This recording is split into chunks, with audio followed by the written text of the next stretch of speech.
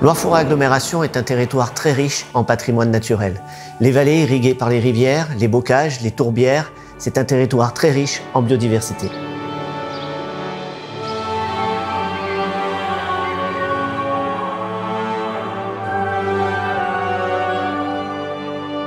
Loire-Forêt Agglomération est une collectivité bien engagée dans la préservation de la biodiversité. Depuis 2018, un atlas de la biodiversité communale sur 26 communes a été lancé en partenariat avec France Nature Environnement. L'objectif de l'atlas de la biodiversité communale est de mieux connaître notre biodiversité et de manière à pouvoir prendre les bonnes décisions pour pouvoir la préserver.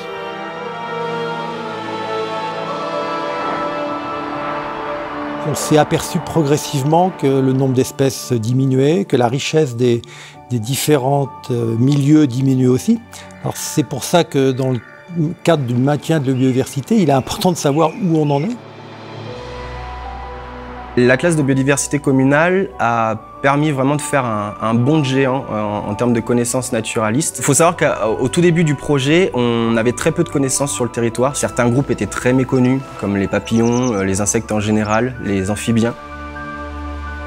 L'atlas de biodiversité communale a permis vraiment de découvrir des espèces extrêmement menacées, tant à l'échelle locale que nationale, voire internationale.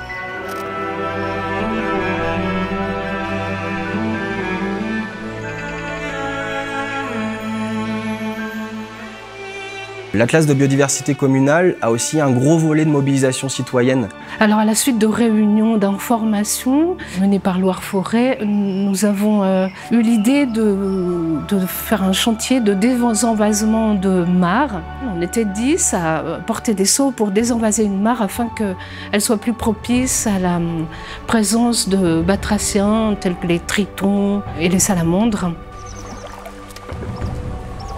Alors, cette démarche, pour moi, permet de quand même avoir une vue sur ce qui existe sur notre territoire, mais c'est surtout de le mettre en valeur. Aujourd'hui, c'est des richesses qui sont peut-être cachées pour les non-initiés, mais quand on la découvre et quand on la met en valeur comme ça nous permet de voir, bah oui, on a des choses qui existent sur notre territoire pour qu'on puisse le garder et en plus le faire découvrir à d'autres personnes.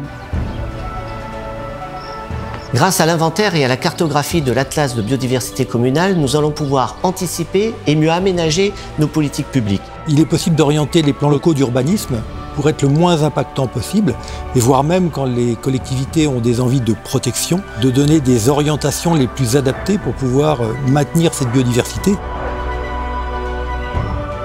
Cet atlas de la biodiversité communale a une cartographie et un inventaire extrêmement précis. La qualité de ce travail est exceptionnelle.